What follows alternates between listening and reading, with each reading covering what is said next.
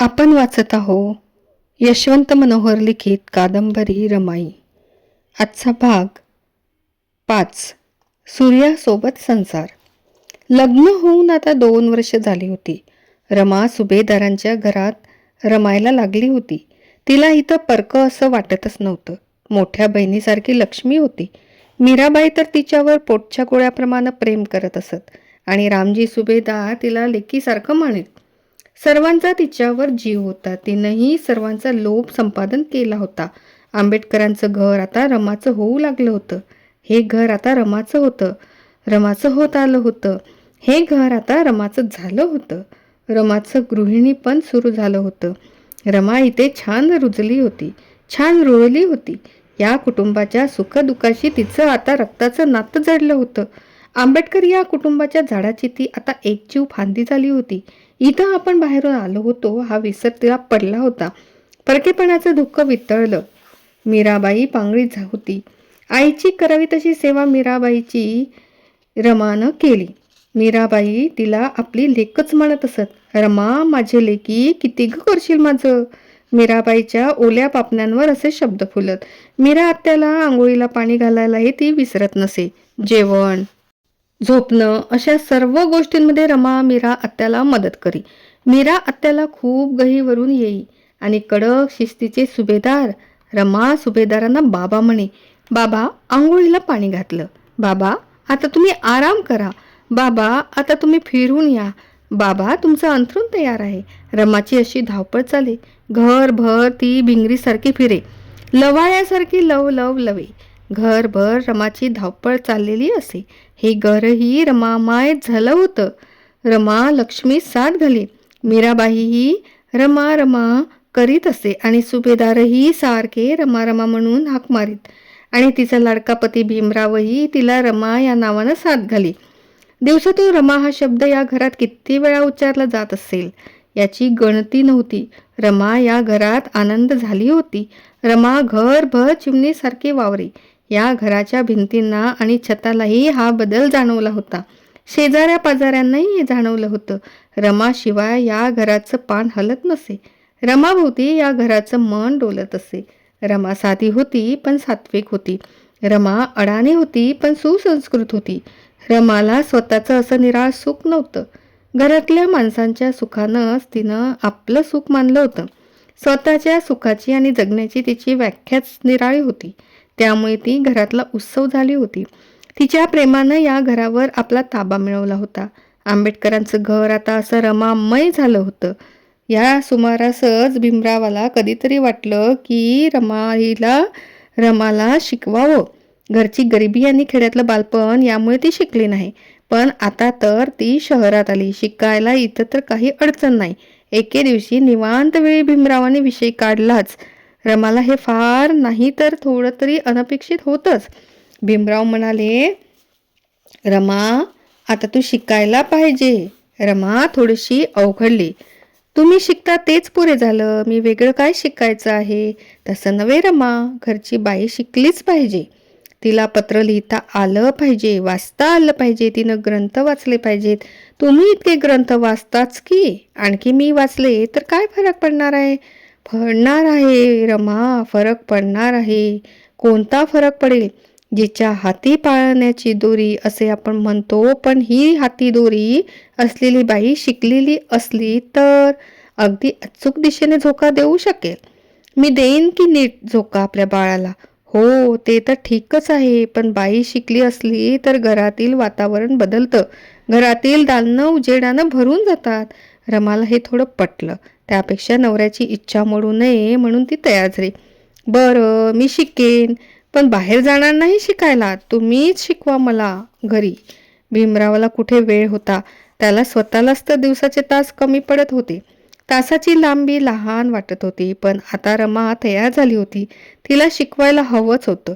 ज्योतिबा फुल्यांबद्दल त्यानं ऐकलं होतं की त्यांनी आपल्या पत्नीला घरी शिकवलं, वावरात शिकवलं. भीमरावाला वाटलं तसं आपण रमाला शिकवू. तो रमाला म्हणाला, रमा ठरलं, मी तुला शिकवीन. सावित्रीबाईला ज्योतिबारावांनी शिकवलं तसं शिकवीन. भीमरावाचे डोळे चमकायला लागले होते. उत्साह ओसंडून वाहत होता. कसं शिकवलं ज्योतिरावांनी? रमा, ज्योतिबा हे मोठे क्रांतिकारक पुरुष होते. आता एवढ्यातली गोष्ट आहे. 1890 साली ते मरण पावले. जवळजवळ 20 वर्षापूर्वी समज आणि त्यांची पत्नी सावित्रीबाई तर अगदी अलीकडे 1897 साली म्हणजे 12-13 वर्षापूर्वी मरण पावले. ही तर एवढ्यातलीच गोष्ट आहे की. सावित्रीबाई माझ्यासारख्याच अडाणी होत्या. हो, पण त्या शिकल्या, शिक्षिका झाल्या, पुढे मुख्याध्यापिका झाल्या. पहा, विद्या कशी नवल घडवते. सावित्रीबाईंनी तर नवलच केलं की. अगं, कष्ट घेतले म्हण, जिद्दीनं शिकली म्हण. खरंच, वखरलेल्या वावरात एखादी काटकी हातात घेऊन ज्योतिबा आ इ ई काढायचे. सावित्रीबाईला शिकवायचे. मातीवर लिहायला शिकल्या सावित्रीबाई. ही मातीवरची अक्षरं पुढं काळच्या माथ्यावर विराजमान झाली. मी प्रयत्न करीन. रमा भारावून गेली होती. भीमराव खरंच निराळा होता. तो काहीतरी वाकू पाहत होता, काही घडवू पाहत होता, नवजन्माला घालू पाहत होता. हे वादळ आपल्या सावलीला मागे सोडायला तयार नव्हतं.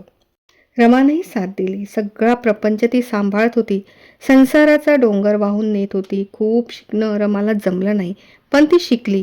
लिहायला शिकली, वाचायला शिकली. भीमराव कॉलेजात जाईल तेव्हा त्यांच्या खोलीत पसरलेल्या पुस्तकातील एखादं मराठी पुस्तक ती निवडी आणि दुपारच्या वेळी वाचत बसे. मनाला हळूहळू नवी पालवी फुटत असे. सुख ती अनुभवत असे. पण मध्येच संसाराची हाक येई. ही हाक आली की रमाचं मन तिकडे धावून जात. पालवी तिथेच राहून जाई. कोमेजूनही बऱ्याचदा जाई. भीमरावाचं महाविद्यालयीन शिक्षण सुरू झालं होतं. तो आता पेटला होता. आधाशासारखा वाचत होता. रात पहाट त्याचा अभ्यास सुरू होता. त्याच्या डोळ्यापुढं विलक्षण काहीतरी तरळत होतं. त्या दिशेने भीमराव धावत होता. खाच खळगे दिसत नव्हते, काटेगोटे दिसत नव्हते. भीमराव धुंद झाला होता. त्याच्या मनात जिद्दीची वणवा पण पेटली होती. रमाई शिकत होती, प्रयत्न करीत होती. तिची खूप धावपळ होई, पण इलाज नव्हता. ती धडपडत होती, जीवाचा आटापिटा करीत होती. कशाला ग पोरी एवढी तडफड करते? तिची धावपळ पाहून मीराबाई म्हणत. त्यांना तिची दया येई. रामजी सुभेदारांना मात्र आनंद वाटे. शिक्षणाचं मोल त्यांना माहीत होतं. ते तिच्या धडपडीचं कौतुक करीत. कधी कधी ते रमाला वाचून दाखवायला सांगत. भीमरावाच्या सत्कारात केळुस्कर गुरुजींनी बुद्धचरित्र भीमरावाला भेट म्हणून दिलं होतं. भीमराव कॉलेजात गेला होता. सुभेदारांनी ते पुस्तक काढलं. भीमरावानं ते पुस्तक फार जपून ठेवलं होतं. रमाला त्यांनी बोलवलं. रमा, इकडेही बेटा. रमा आली. पुढे शांतपणे उभी राहिली. तिच्या हाती सुभेदारांनी ते पुस्तक दिलं. म्हणाले, वाच. 1 तासभर रमा ते पुस्तक सुभेदारांना वाचून दाखवत होती. बुद्ध ज्ञानाच्या शोधात निघतो. यशोधरेला आणि लाडक्या राहुललाही सोडून जातो. ज्ञानासाठी तो महाचिंतन करतो. बुद्ध होतो. जग आता त्याला आदराने मुजरा करतं. हा भाग त्यांना रमा वाचून दाखवित होती. सुभेदारांचे डोळे पाणावले होते. रमाही थोडी गदगदली होती. भीमरावाचंही बुद्धासारखंच कठोर अध्ययन चिंतन सुरू आहे असं सुभेदारांना वाटलं. बापाचं मन त्या गौरवानं गदगदलं. त्यांचे डोळे भीमराव खूप मोठा झालेला पाहत होते. भीमाच्या जागी त्यांना विश्ववंदनीय बुद्ध दिसत होता. आजचा महाबुद्ध युगंधर बुद्ध. असे दिवस जात होते. सुभेदारांचं घर बदललं होतं. वेगळा ऋतू या घरात सुरू झाला होता. एके दिवशी या घरात एक नवा जीव आला. 1912 सालातला डिसेंबर महिना होता. रमा आई झाली होती. भीमराव बाप झाला होता. सगळं घरचं प्राजक्तासारखं फुललं होतं. रमा माता झाली होती. रमाईचं मन कृतार्थतेनं ओथंबलं होतं. आपल्या दुःखावर तिने विजय मिळवला होता. भीमरावाच्याच पोराचं सुभेदारांना केवढं कौतुक. नातू झाला होता त्यांना. ते स्वतःच लहान मुलासारखे उत्साही झाले होते. चाळभर त्यांनी ही गोष्ट सांगितली होती. मीराबाईलाही आपली भयाचे सून लेकुरबाई झाली याची अपार खुशी झाली. हाताची बोटं कानशिलावर धरून तिनं मोडली. भीमराव तिचा लाडका, खूप लाडका होता आणि भीमरावाचा पोरगा तर त्यातून तिचा लाडका झाला. असे 15 दिवस गेले. महिना गेला. बाळाचं नाव ठेवायचा दिवस ठरला. कोणी गोविंद नाव ठेवले, कोणी केशव ठेवले, कोणी वामन ठेवले, कोणी अशोक ठेवले, कोणी काही अशी खूप नावं ज्या त्या बायकांनी ठेवली. पण भीमरावाला त्यातलं एकही नाव आवडलं नाही. एकदा निवांत वेळ होती. बाळ पाळण्यात होतं. त्याचं हूं चाललं होतं. भीमराव रमाला म्हणाले, बायांनी ठेवल्यापैकी तुला कोणतं नाव आवडलं? मला नाही आवडलं एकही नाव. मी सांगतो एक सुंदर नाव तुला. कोणतं? यशवंत. फारच छान, रमा म्हणाली. फारच छान केवळ नाही, फार अर्थ आहे त्यात. कसा?